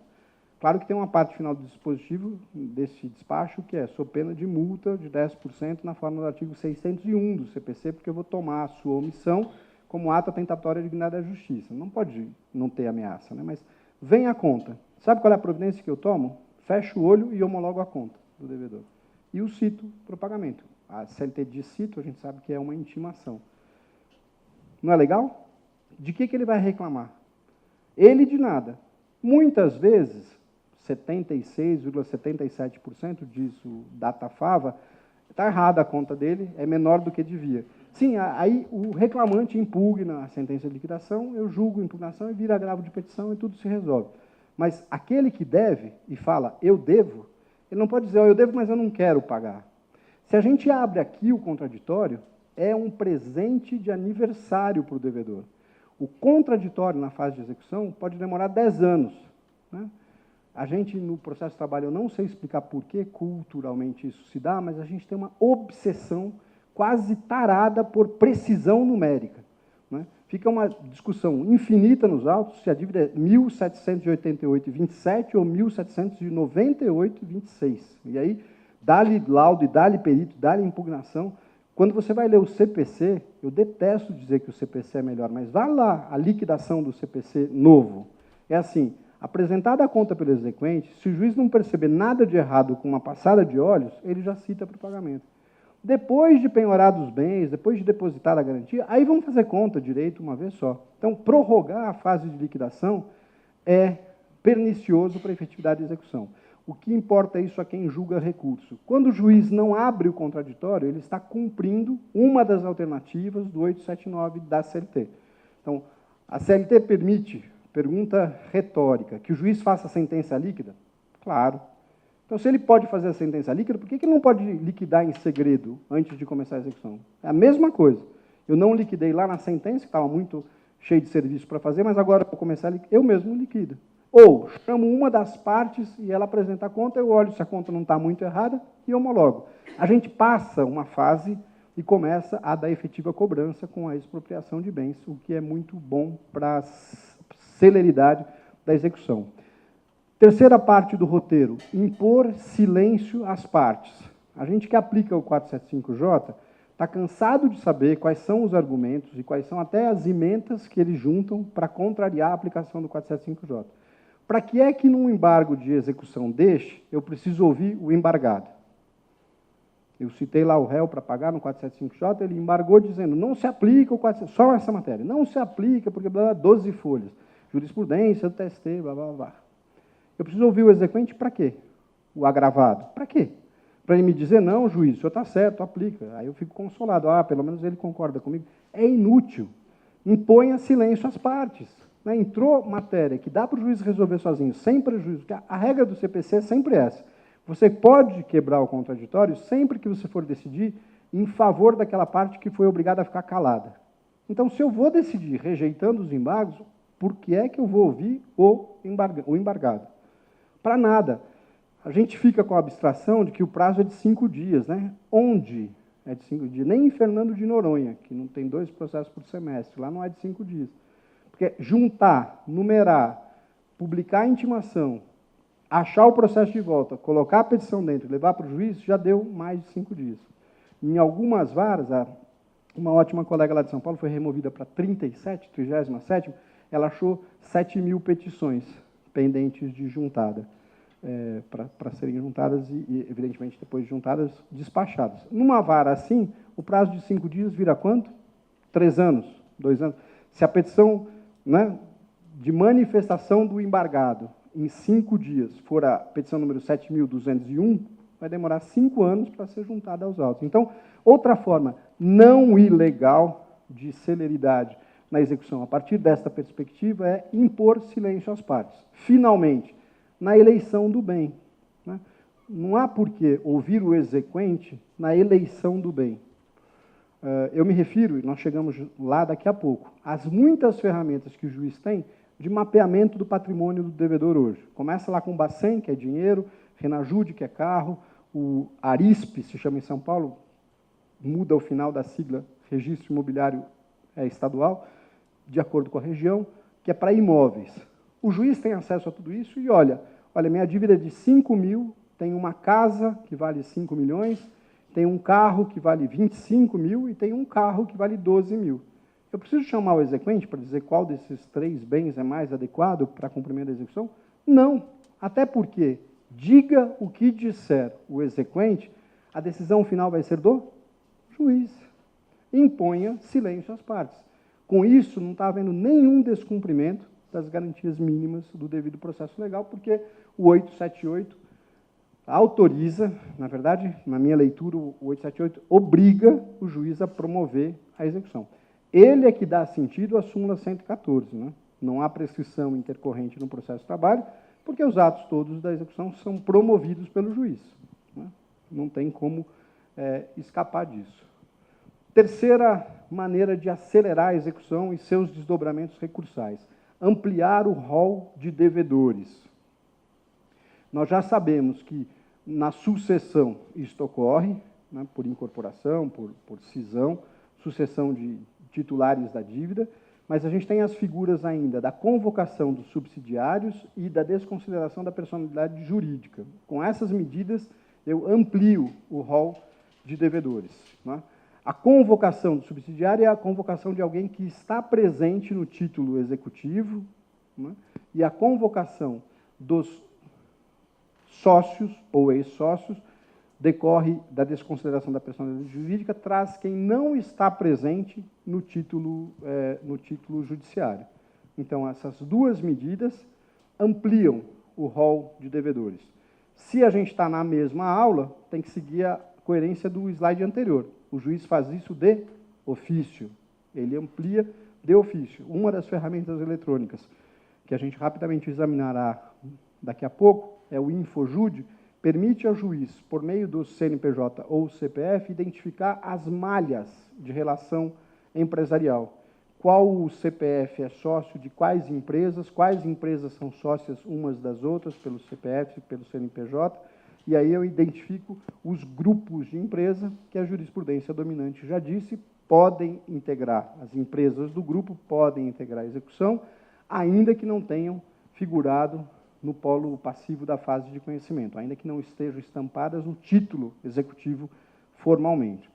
Todos esses atos trazem alguns problemas para quem vai julgar a sua prática depois. O primeiro eu já disse, pode ser feito de ofício? A resposta para mim parece sossegada, pode. Não quebra dever de imparcialidade diante da regra do 878. Então, o juiz pode investigar, né? Minha filha, que hoje já é uma senhorinha, quando era bem pequena, lia os processos que iam para casa. Naquele tempo, o processo tinha capa amarela. Eu era presidente da junta. Ela ficou muito aborrecida quando mudou para a vara, que eu não era mais presidente de nada. E ela lia os processos. Uma vez ela perguntou, devia ter por volta de 8 anos. O despacho dizia assim, diga o exequente em 5 dias o que de direito. Felizmente, para que ela não se decepcionasse comigo, pelo menos naquela ocasião, para sempre, eu não tinha assinado esse despacho. Porque ela, com 8 anos, perguntou, pai, o juiz não sabe o que de direito? Ele precisa ouvir da parte o que de direito? Ela nem sabia o que era o que de direito, mas como o juiz não sabe? Ele está perguntando para a parte o que é... Né? É isso. Eu tenho todos os instrumentos. E aí eu publico, por exemplo, a pesquisa do InfoJude nos autos e falo assim, diga o que de direito. Aí ele fala assim, eu quero que inclua esse aí que o senhor achou. Ou é o óbvio. Então, o juiz que encontrou o devedor amplia o rol de ofício sem nenhuma dificuldade, né? Pergunta inútil, não precisa fazer no processo. Eu amplio e pronto, não traz para o exequente nenhum prejuízo. Ao contrário, pode correr o risco de trazer benefícios, né? Dava para a gente ir além. É possível integrar, sem nenhuma dúvida jurisprudencial, empresas do mesmo grupo econômico, sem nenhuma dúvida. Outras empresas que não formam grupo, mas são do mesmo sócio, não entram na execução, mas elas pagam a execução, né? Então, se o sócio da devedora tem no seu patrimônio cotas ou ações de outras empresas, essas cotas e ações não precisam entrar aqui ampliando o rol de devedores, mas entram como patrimônio do devedor para pagamento. Então, penhora as cotas, vende as cotas, penhora as ações, vende as ações, ou, em última análise, intervém na empresa dele que está funcionando e que não integra o grupo, faz a empresa render para pagar a execução, que é a parte mais controvertida dessa história. Bom, o que de problema isto causa? O ex-sócio, a história está se pacificando. Então, o ex-sócio, a jurisprudência vem reconhecendo possível a sua inclusão dentro daquele prazo do artigo 1003 do Código Civil.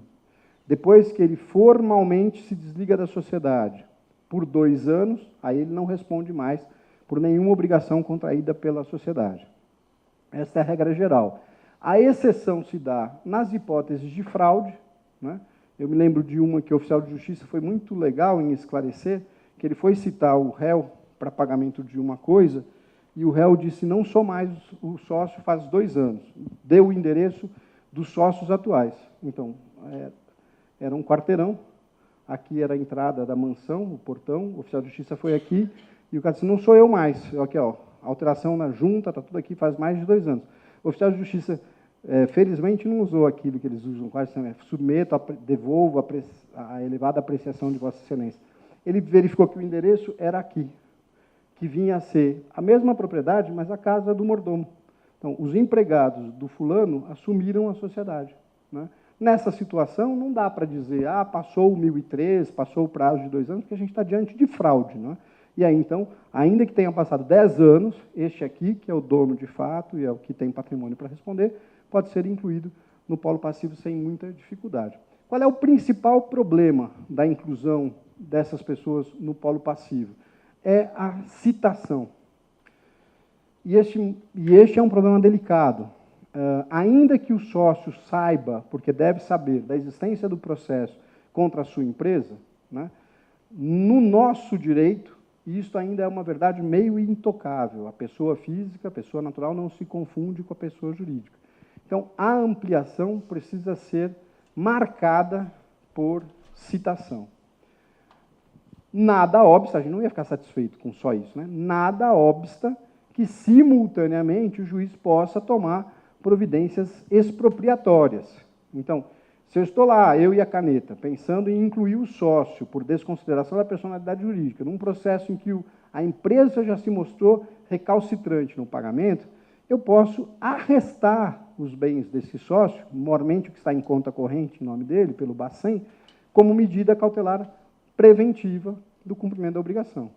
Então, eu mando sim uma cartinha para ele, que é a sua citação formal para integrar o polo passivo, com prazo de defesa e tudo. Mas, simultaneamente, faço um Bacen da sua conta sob o título de arresto. E aí, nisto, não há nenhuma ilegalidade. Desde que, óbvio, né, eu fundamente, porque é que eu arrestei a conta. Eu tenho que demonstrar qual é o risco da efetividade do processo se perder com isso. O primeiro enrosque, portanto, é a convocação formal. Isso tem gerado, a falta de convocação, diversos desdobramentos deletérios. Eu via lá, a Eliane está convocada, e eu vi um agravo de petição dela esses dias, em que fazia já 9 anos que os sócios estavam respondendo pela execução, e até a data do agravo eles não tinham sido citados formalmente ou intimados formalmente, e também não tinham sido incluídos no sistema como sócios. Sabe o que acontece em razão disso? O processo fica secreto em face de terceiros. Então, a venda patrimonial ocorrida antes desta intimação formal, que a CLT chama de citação, ela não configura fraude à execução. Ela pode configurar fraude contra credores, o que vai dar muito mais trabalho para ser demonstrado e aí muito menos efetividade, né? Quando a inclusão imediata dos sócios nos cadastros da Justiça e com a sua formalização, sua formal intimação, garante que qualquer movimentação patrimonial doravante realizada seja considerada fraude à execução. Então, o primeiro enrosco é este. O segundo enrosco é uma possibilidade jurídica de convocar simultaneamente os sócios, por desconsideração da personalidade jurídica, e os devedores subsidiários. O que eu estou defendendo é que não há uma ordem de preferência entre o segundo e o terceiro. O primeiro é o executado. O segundo e o terceiro são os sócios, por desconsideração da personalidade jurídica, e o tomador de serviços, que, em geral, é o condenado subsidiariamente. Não há, a meu juízo, eu proponho isto, uma ordem de prelação, uma ordem de preferência entre eles.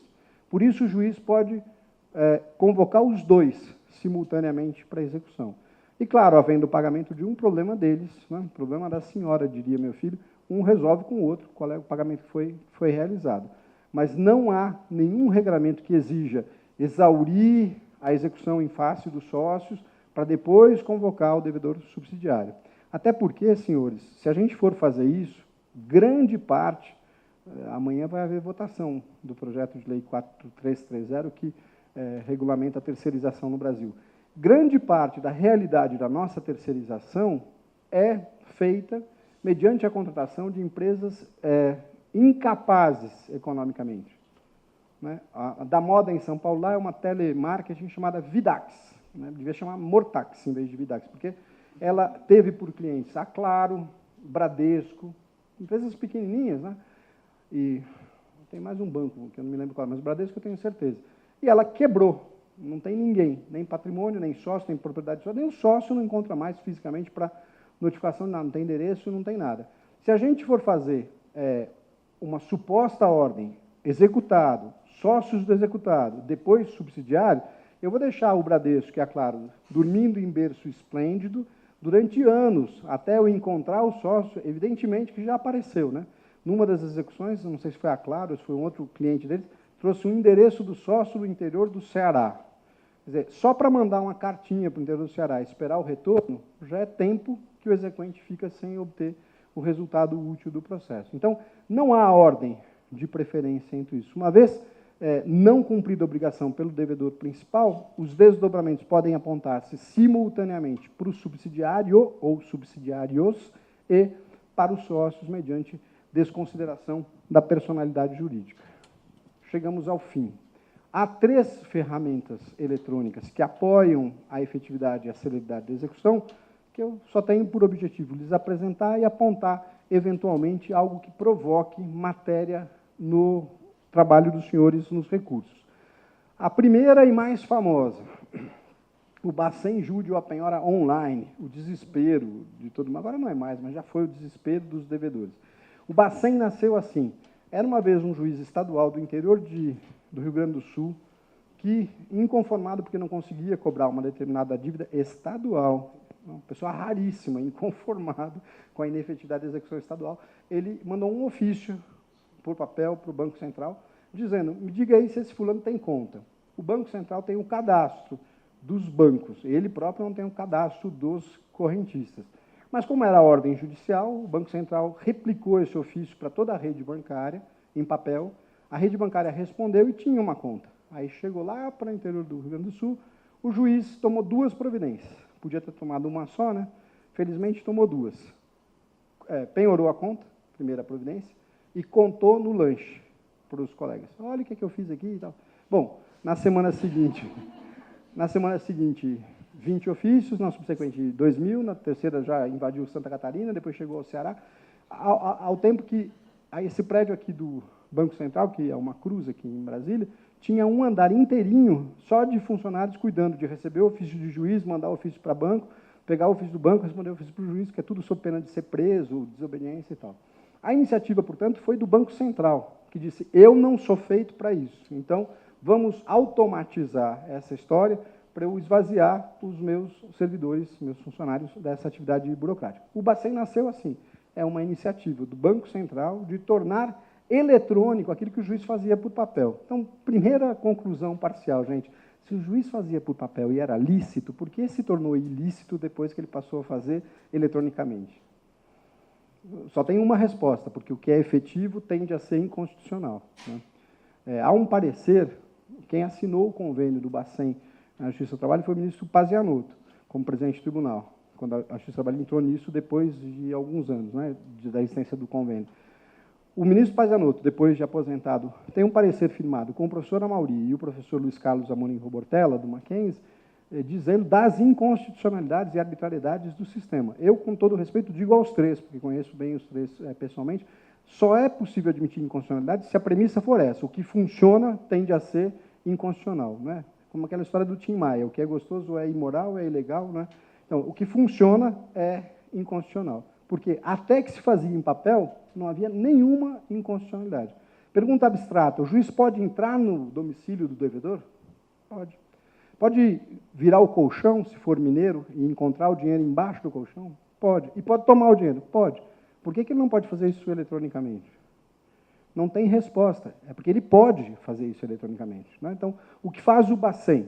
Substituiu os servidores. Então, o juiz faz um ofício agora eletrônico, eletronicamente o banco recebe, replica dentro da rede de comunicação interbancária, Banco Central, bancos, a ordem imediatamente para todas as agências de banco, a ordem entra eletronicamente no sistema do banco e realiza a apreensão. Quer dizer, o que aconteceu de muito bom é que não há jeito mais de, primeiro, cometerem-se erros, né, de olhar o número da conta errado, o valor errado. Depois, coisa muito rara no Brasil, cometerem-se atos de corrupção, né? O oficial de justiça chegava à agência e falava assim, vim penhorar a conta aqui do seu fulano famoso. O gerente falava, claro, só um minutinho. E ela dentro voltava e disse assim, está vazia a conta, não tem nenhum movimento. Se a movimentação toda por fichinha manuscrita, assim que o oficial de justiça ia embora com a certidão negativa, ele corria, ligava para o famoso e dizia, olha, acabei de transferir seu dinheiro para a conta da patroa, porque teve aqui a penhora, né? Eu sempre que discuto esse assunto com o professor Luiz Carlos Amorim Robortella, quem muito admiro por conta da sua posição de príncipe dos advogados paulistas, eu digo para ele, o senhor não está lembrado, ele era advogado de 2 reclamantes na vara em que eu era substituto, em 1916, e não tinha Bacen naquela época. Mas ele encontrou uma conta do banco, esquecida lá no meio do interior da Bahia, e fez um requerimento nos autos para que eu penhorasse a conta sem a ciência da empresa, né? Evidente, na mesma história do professor Cândido. Aí penhorou. Em 1996, eram 2.500.000 reais. No dia seguinte da penhora, eu cheguei para trabalhar de manhã, a Justiça do Trabalho em São Paulo já foi instalada nos cortiços lá no centro. Eram prédios horríveis lá no centro. Agora está bem instalada no Rio Barbosa. Aí, no cortiço que eu trabalhava, tinha já fila para o elevador, que era um elevador só, que em geral estava quebrado. Os advogados ficavam na fila, lá na calçada, né? Aí eu, esperando para abrir o portão da garagem do juiz, observei que uma advogada estava vestida errado para São Paulo, né? Que estava com roupa de calor, quando São Paulo normalmente é frio. Era a advogada baiana do processo, né? Que chegou na vara e disse, olha, eu vim pagar. Eu disse, não, calma, senhora, nem recebi o dinheiro ainda, eu só penhorei. Não, olha, a orientação do meu cliente é para pagar. Eu disse, mas e esses 2 mandados de segurança, esse agravo de instrumento, o agravo de petição, recurso extraordinário? Não, a gente vai desistir de tudo, eu vim pagar. Porque é isso, né? A efetividade da medida, da apreensão concreta do dinheiro, estimula a efetividade da execução. Então, o que o Bacen faz é isso. Primeiro, e talvez único problema do Bacen, que no plano jurídico se resolve facilmente. A ordem é eletrônica, o Banco Central recebe a ordem do juiz, penhore 50. Ele reproduz para todos os bancos simultaneamente. Em todas as agências bancárias em que este devedor tiver 50 serão penhorados. Então, este é o problema, que não é um problema de direito, cria um problema de direito, mas não é um problema de direito, é um problema de sistema.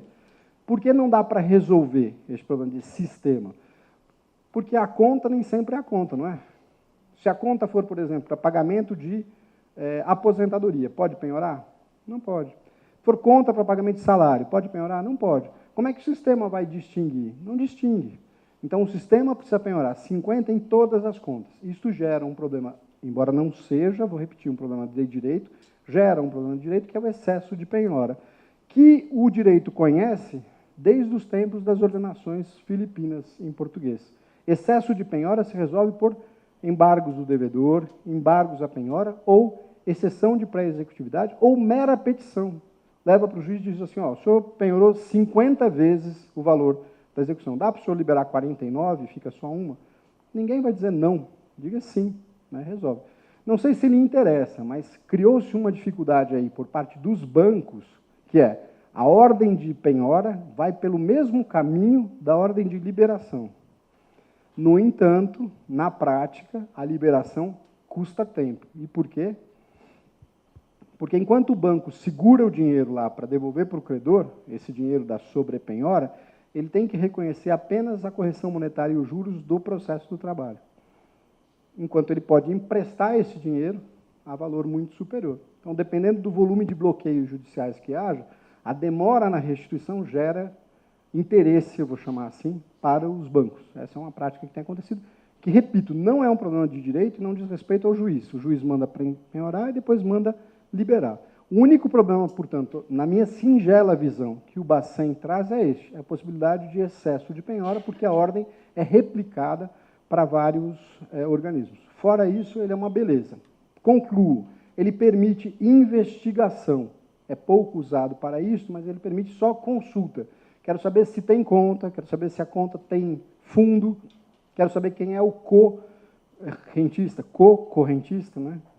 Deste fulano, porque às vezes pode ser um laranja na estrutura. Então, eu posso fazer pesquisas na base de dados dos bancos por meio deste sistema que é o Bacen Jude. O seu irmão mais novo é o InfoJude, que é uma grande base de dados pública. O que mais engorda o InfoJude são os dados da Receita Federal, conhecida entre nós como Super Receita. Então, por meio deste sistema, eu consigo levantar patrimônio, é o mais ordinário, consigo localizar endereços que tendem a ser atualizados, porque como a base é muito ampla, pega várias fontes de informações oficiais, é capaz de pegar endereços diversos do devedor, e aí um deles ser o atualizado, mas, sobretudo, eu faço relações intrínsecas. Então, eu pergunto, este CPF integra alguma empresa? E aí o sistema me responde qual é a empresa integrada por aquele CPF. A partir dali, eu desço para um outro convênio que os regionais têm, que é o convênio com as juntas comerciais. Esses são locais. Então, eu, depois de descobrir que o meu devedor neste processo é sócio de uma determinada empresa, eu vou no outro convênio e vejo o contrato social. Se ele, por acaso, for o sócio majoritário, gerente, eu acabei de dar à luz a uma empresa de grupo econômico, que vai virar co-executada no processo, né? Então, o InfoJude é uma enorme base de dados oficial que permite pesquisa intrínseca entre CNPJs, CPFs, etc., e ajuda o juiz com isso. Eu não vejo nele nenhum ilícito, né, processual, exceto aquele de sempre, se o juiz pode lançar mão disso de ofício. A minha leitura é que deve lançar mão de ofício. A gente teve alguns agravos de petição em São Paulo providos, porque, depois de divulgada a existência do convênio, o próprio exequente pede, né? A vara pesquisa no InfoJude aí para mim, porque eu já pesquisei de todo jeito, não acho nada, e alguns juízes indeferiam, dizendo, isso não é encargo do juiz, isso é encargo da parte e tal. E aí, nessas situações, houve agravos de instrumentos providos pelo tribunal para dizer, é encargo do juiz, sim. A base de dados não é dele, a base de dados é pública, né? A secretaria que tem que pesquisar. Então, veja, muda a perspectiva do processo, né? Eu expresso um mandado de citação, ele volta negativo porque o endereço não é aquele, antes de eu despachar nos autos qualquer coisa, eu tenho uma imensidão de dados para pesquisar de ofício para encontrar o endereço do réu, ao invés de empurrar a batata para o credor, dizer, indique, né, minha filha, diga o que de direito, né? Ora, se não sabe onde está o endereço, tem que pesquisar o endereço. Se eu tenho a base de dados para pesquisar o endereço, tanto melhor. Declarações de imposto de renda, patrimônio, etc. Sigilo fiscal, evidentemente, tem que ser observado, né? E, dependendo das relações empresariais, é bom fazer apartado dos autos. Então, dependendo do conteúdo que a gente... Claro, relação de bens, sempre, né? Mas, dependendo do conteúdo que a gente tira, é melhor armazenar essa documentação fora dos autos, traduzindo-a por certidões nos autos, né? Mas isso para evitar desdobramentos paraprocessuais, como ações de indenização por dano moral, etc. e tal. Não sei se vocês sabem, é uma prática meio comum dos escritórios de advocacia que ajudam a internação de empresas estrangeiras, coordenam a parte jurídica da implantação de empresas estrangeiras no Brasil. É uma prática não muito rara que os advogados, um dos advogados em geral, o dono do escritório, fique sócio dessa empresa brasileira, recém-instalada, para receber os seus honorários, que em geral não são muito baratos, na forma de lucros da empresa, porque a taxação é mais interessante. Então, durante um curtíssimo período, ele fica como sócio, em seguida a empresa ele sai da sociedade. Isso tem gerado, quando a gente vai penhorar bens, por exemplo, pelo Bacen, e por acaso nos autos tem o primeiro contrato social, a penhora de dinheiro do advogado infeliz que ajudou a abrir a empresa no país. Isso não é uma questão de direito, isso é um acidente, a vida é arriscada, né? Ele podia tropeçar e bater o nariz na pia. Também ia ser ruim para ele, mas ele teve a conta penhorada indevidamente e, por uma exceção de pré-executividade ou por uma mera petição, consegue o desfazimento. Só lembrei dessa história porque isso rendeu lá para a gente, num dos casos, uma ação de indenização de dano moral de R$400 mil contra as duas juízas que despacharam no processo, coitadas, e a União. E foi muito legal que ele perdeu, né? O juiz disse que não tem nenhuma moral para ser resgatada e tal. Sim, mas é um risco, né? Então, na verdade, ele falou qualquer coisa parecida com isso. Na verdade, quando a gente entranha dados ao processo que podem significar quebra, né, de informações sigilosas, o melhor é fazer em pastinha apartada e tal. O último dos irmãos nacional, né, o último nacional dos irmãos conveniados é o Renajude. O Renajude é um bacen de carro, então ele baseado no sistema de Registro Nacional de Veículos Automotores, né, o Renavan, a gente faz operações de pesquisa, bloqueio e bloqueio com restrição de movimentação. Então, o juiz pode simplesmente pesquisar: há veículos registrados em nome deste devedor, CNPJ ou CPF, ou os dois? Ele pode, além de registrar, bloquear, né? Não é penhora, hein, gente? É bloqueio. Eu não permito que o delegado de trânsito transfira a propriedade do veículo para outrem. É só um bloqueio prático. Tem que depois expedir o mandado de penhora e penhorar o carro, até porque tem que fazer a avaliação, e a avaliação depende de encontrar o bem fisicamente. Por último, ele pode bloquear com restrição de movimentação, que é a parte mais divertida e mais útil, porque, embora nunca esse carro vá aparecer espontaneamente para mim na vara, para ser avaliado, a polícia faz o favor, né, nas blitzes da lei seca, ou está saindo para o feriado com a família, indo para a praia, a polícia rodoviária faz uma inspeção de rotina, está lá a restrição no sistema, o carro já fica, já ninguém mais vai para a praia, e a execução começa a ser paga. Então, eu posso só pesquisar, eu posso pesquisar dizendo bloqueie tudo o que encontrar, ou posso já bloquear e proibir a circulação, e aí o Detran, a polícia, apreende o carro no caso de encontrá-lo circulando por aí. Há um fundamento jurídico sério para proibir a circulação, que é o perecimento do bem.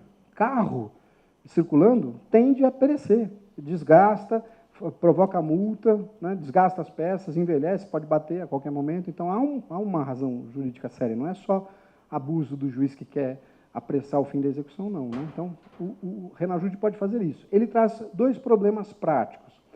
O primeiro, então vá, 3. O primeiro é o problema do ofício, que a gente já não vai falar nunca mais. Pode fazer de ofício? Deve. O segundo é o excesso de penhora, porque se eu digo bloqueie todos os carros desse CNPJ e a empresa tem 150 caminhões, certamente que o valor total do bloqueio é superior ao da execução, mas se resolve daquela forma que a gente indicou para a sobrepenhora do bacen. O último problema, que não é de direito, mas que já que estamos tratando do convênio, você precisa conhecer, é a baixa para poder transferir para o arrematante. Então, eu faço o bloqueio e fica bloqueado lá no Detran.